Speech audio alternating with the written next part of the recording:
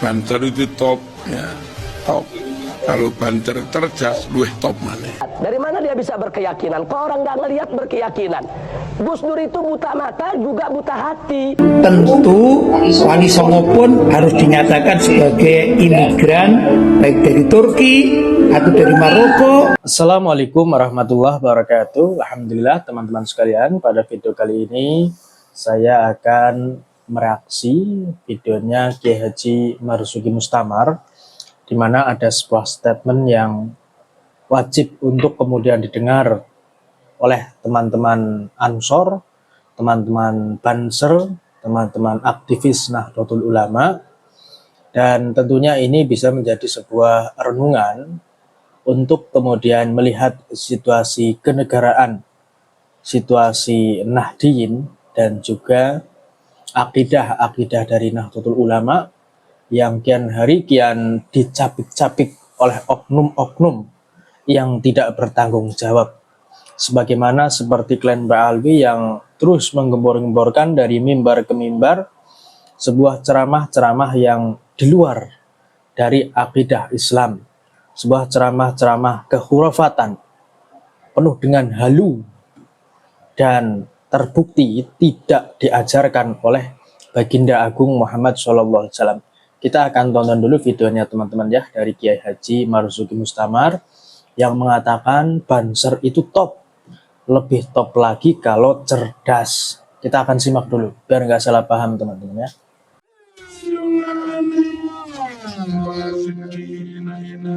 Ada satupun yang menggugurkan melecehkan buta mata buta hati jalani kamu jalani yang jalani PKI. Ada satupun anak-anak organisasi itu yang menggugurkan giliran fulan hanya disinggung sungguh.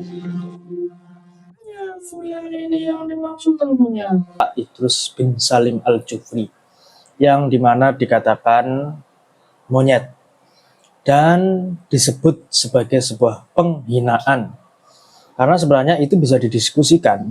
Penyebutan monyet dan pengkhianat sebenarnya harus didiskusikan teman-teman secara sejarah bangsa ya, secara panjangnya sejarah bisa didiskusikan apakah fulan itu benar-benar monyet, kan seperti itu teman-teman ya.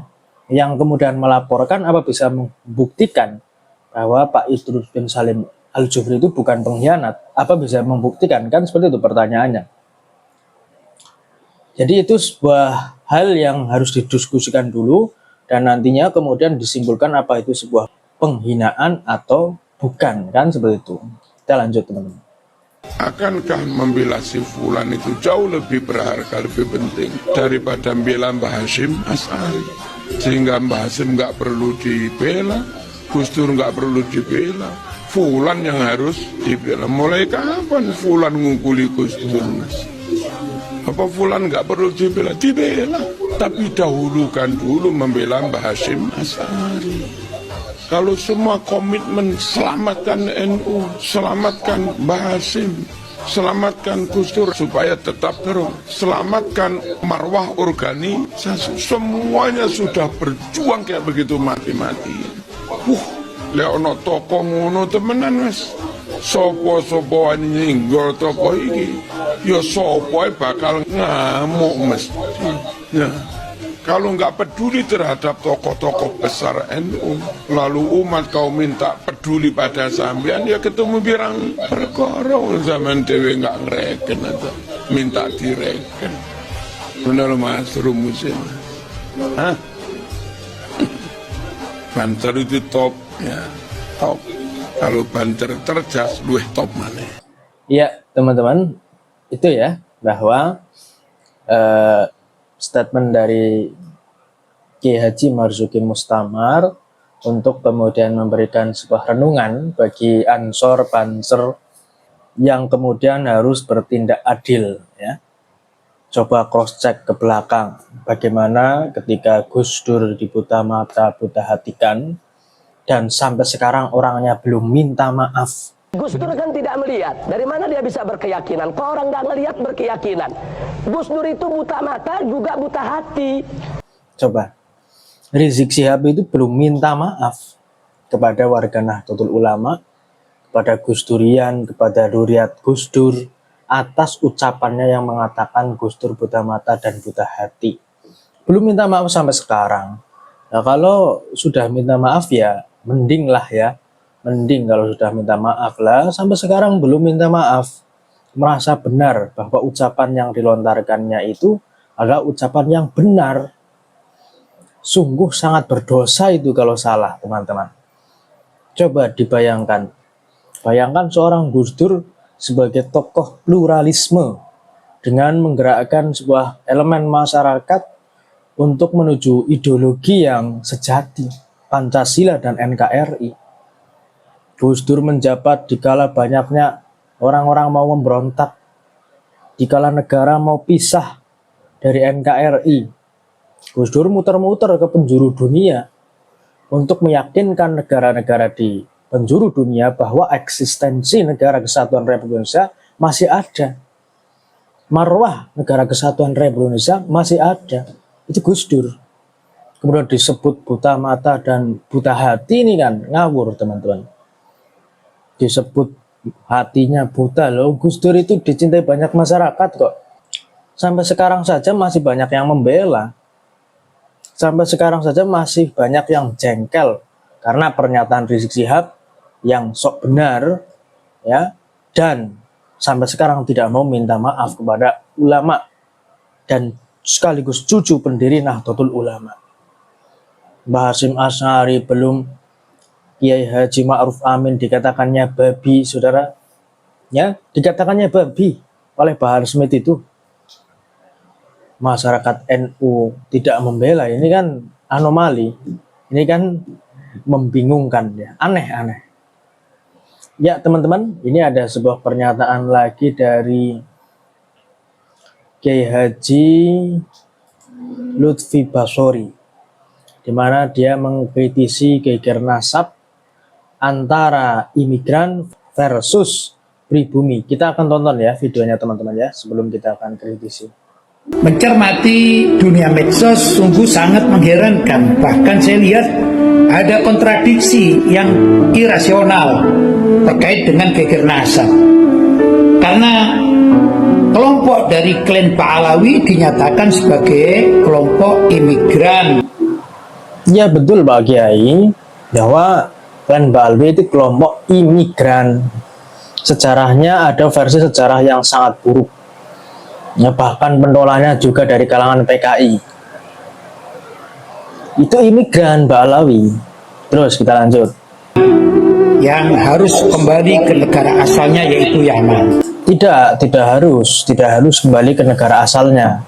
Kalau mereka berhenti mengaku sebagai cucu Nabi. Boleh mengaku sebagai cucu Nabi asal punya data. Kan seperti itu, teman-teman. Dan boleh ya tinggal di sini asal jangan membuat onar.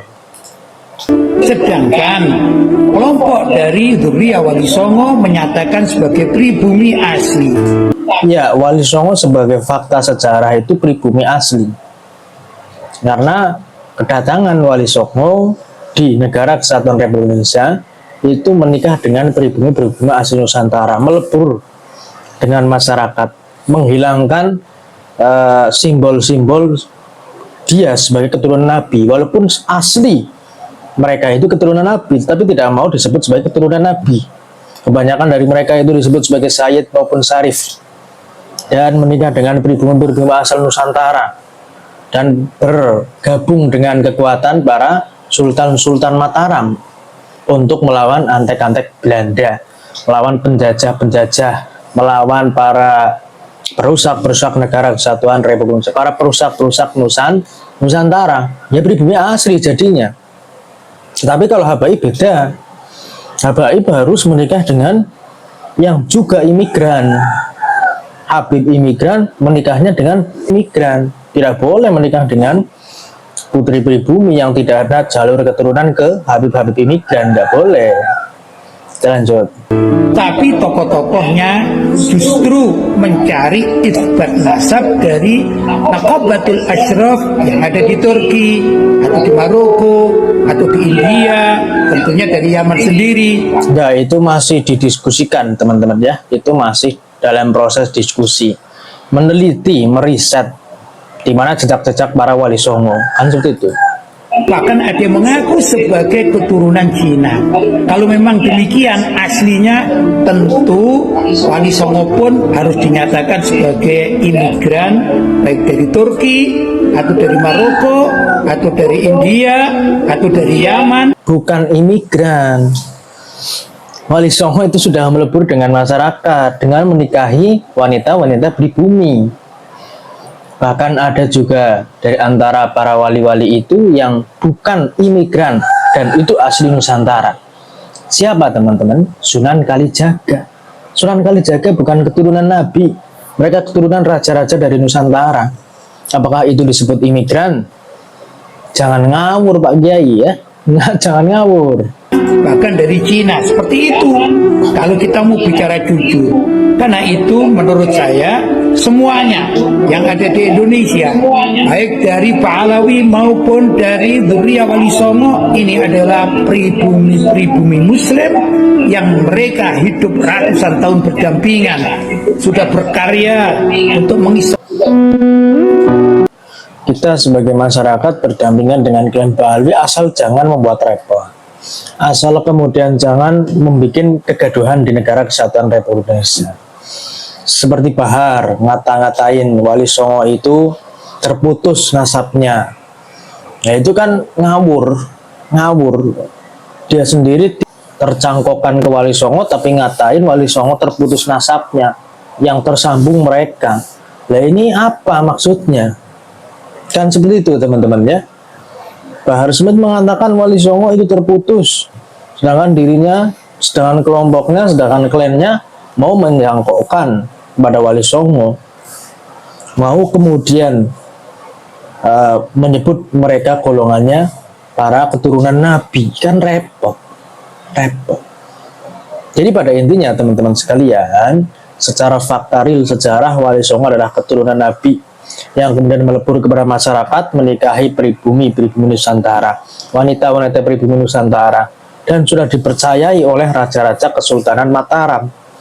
Sedangkan sejarahnya Pahlawi, sejarah Indonesianya bobrok itu. Mereka itu didatangkan oleh Antek Belanda untuk menggembosi kekuatan Nusantara ketika melawan penjajah. Seperti itu. Jadi itu teman-teman ya.